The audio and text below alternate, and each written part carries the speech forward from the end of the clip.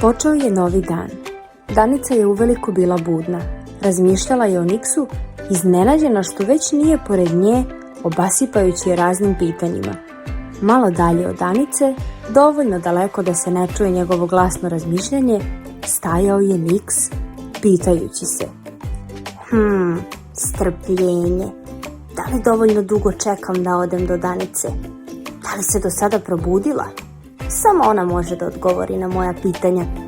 Krenut ću sada. Razumeće ako sam poranio. Ipak mi je prvi dan vežbanja tog strpljenja. Niks je krenuo ka Danici. Brzo se kretao i dalje govoreći na glas. Sada je već bio dovoljno blizu, pa je Danica mogla čuti njegov dolazak. Zadovoljno se osmehnula i progovorila. O, stižeš. Očekivala sam te ranije. Niks ubrza korak. Stvarno? Baš mi je drago da nisam poranio. Znaš, vežbao sam malo to strpljenje o kom si mi pričala. Odlično. Lepo od tebe što si usvojio savjet. Evo da ti malo olakšam. Sljedeći put ću te pozvati, ako te baš dugo nema. Samo da bih to mogla, morala bih da ti znam ime. Da, to bi bilo sjajno. Nemoguće da ti već nisam rekao. Moje brzopletosti. Ja sam Niks. Drago mi je, Niks. Nekako mi je lakše sada kada znam da me možeš dozvati, ako nekad preteram sa vežbanjem strpljenja. Haha, veoma si zabavan. Znaš šta je još zabavnije? Baš bih voljela da čujem. Otkrivati nove stvari. Hoćeš li me zabaviti pričom o sebi? Kad me tako lepo pitaš, naravno da hoću. Prvo bih pohvalila tvoje opažanje. Sa razlogom si se zapitao kako sam to drugačija od ostalih zvezda. Kažem ti ja da umem sa pitanjima. Haha, znam, čula sam to. Vidiš, drugačija sam od njih, zato što ja u stvari i nisam zvezda. Šta?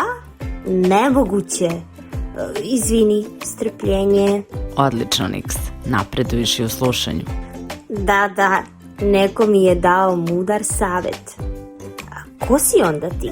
Dok je govorila, Danica bi povremeno protrljala oči, prozevala se. Niks je to bez sumnje primetio, ali nije hteo da skreće sa teme i upitao je zašto. Znao je da još uvek nije trenutak za to. Ja sam planeta, još se zovem i Venera, ali mi se veoma dopalo ime Danica, pa sam zadržala oba. Wow, planeta? Sigurno znaš da sada imam još bezbroj pitanja, ali ne mogu da ne primetim da izgledaš nekako pospano. Šta se dešava?